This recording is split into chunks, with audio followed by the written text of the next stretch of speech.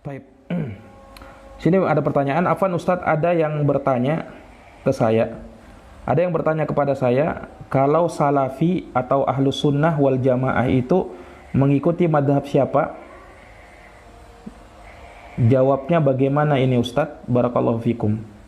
Ya, salafi ahlus sunnah wal jamaah, kalau ditanya apa madhabnya, ya madhabnya mengikuti Al-Quran dan sunnah Nabi SAW sesuai dengan pemahaman salafus soleh. Itu madhab mereka. Makanya mereka dinamakan ahlus sunnah. Ahlus sunnah artinya orang yang komitmen dengan sunnah Nabi. Ya, orang yang komitmen dengan sunnahnya Nabi SAW. Apa yang dilakukan oleh Nabi, itulah madhab mereka. Mereka dinamakan dengan salafi. Kenapa? Karena ikut kepada salaf. Salaf itu orang terdahulu, ya. Atau mereka lah yang dipuji oleh Nabi 3 generasi terbaik itu, yaitu para sahabat, para tabi'in dan atba'ut tabi'in. Khairun nasi qarni, thumma alladhina yalunahum, thumma alladhina yalunahum.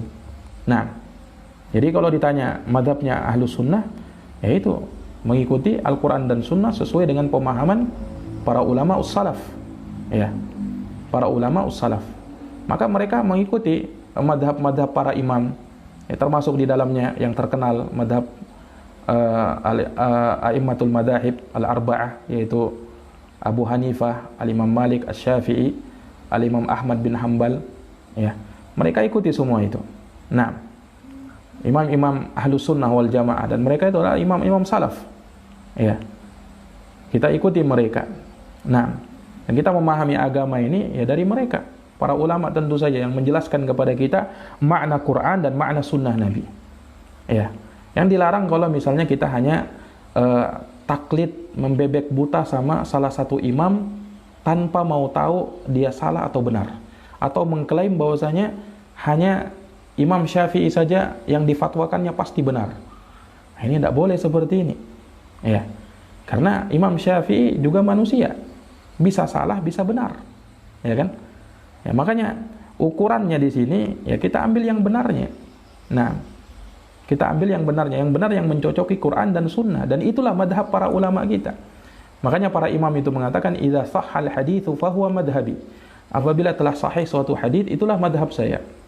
Itulah madhabnya, madhab saya. Jadi madhabnya kaum muslimin adalah hadits yang sahih.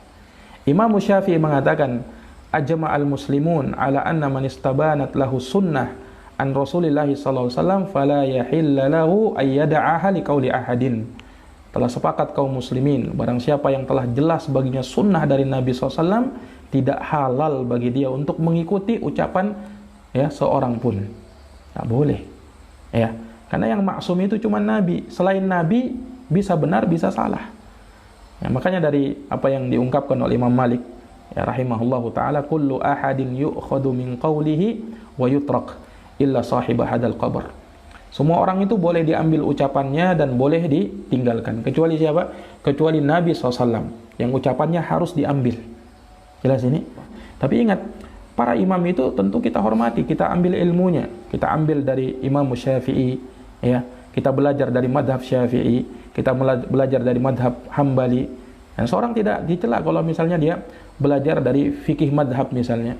Diambil dari madhab Syafi'i misalnya, karena itulah yang yang banyak diambil dan diadopsi oleh masyarakat kita di Indonesia ini. Silahkan, ya. Hanya saja jangan sampai mengklaim semua yang diucapkan atau yang ada di madhab Syafi'i pasti benar, yang menyelisihinya salah. Nah, ini yang keliru, yang seperti ini. Ini yang keliru. Jelas ya? Nah, ini wallahu taala alam bisawab.